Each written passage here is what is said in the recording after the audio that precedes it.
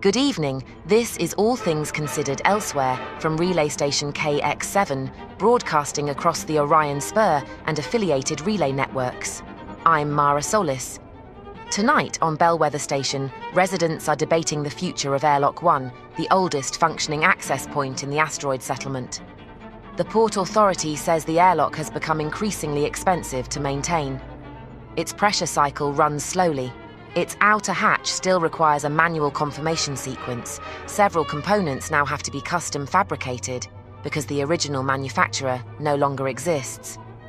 For many residents, Airlock One represents more than aging equipment. It marks the place where Bellwether began.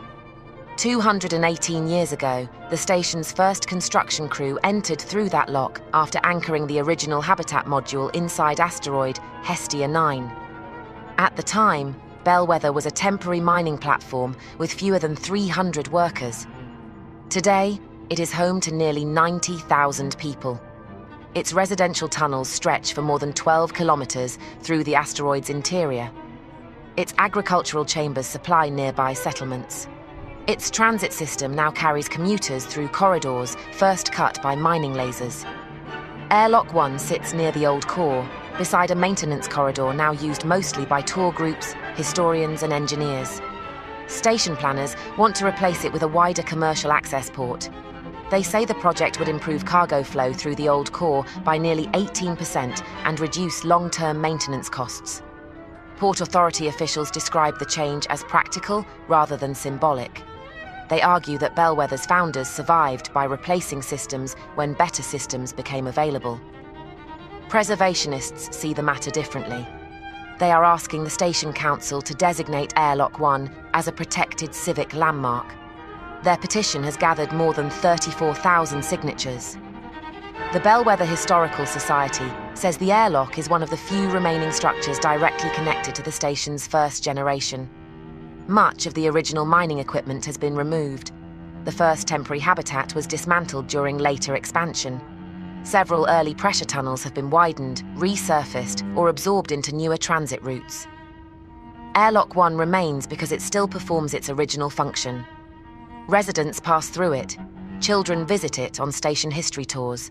Maintenance crews still inspect its seals. Retired technicians say they can identify Airlock One's pressure cycle by sound. One former airlock mechanic told our reporters that the old lock has a slower rhythm than newer doors. He said modern locks open as soon as the system permits them. Airlock One, he said, always seems to think about it first. That sentiment has frustrated some council members, who say the station has urgent infrastructure needs, including cargo delays, housing pressure, and rising repair costs in the old core. Residents opposed to the renovation say they support modernization. They also want physical reminders of Bellwether's early history to remain visible. Several speakers at last week's hearing connected the airlock debate to broader concerns about development. Bellwether has changed rapidly over the past 2 decades. Trade has increased. Research institutes have opened. Restaurants, galleries, and private housing projects have moved into older districts. For some long-time residents, Airlock One has become part of a larger question. How much of the old station should remain visible as Bellwether becomes wealthier and more connected? The Port Authority has proposed a compromise. If the renovation proceeds, the original hatch, frame, and manual control panel would be preserved in the station museum.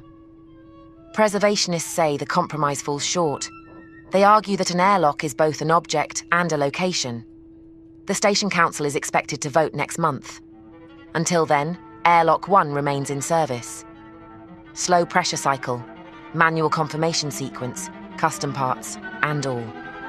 You're listening to All Things Considered Elsewhere. From relay station KX7, I'm Mara Solis. Good night.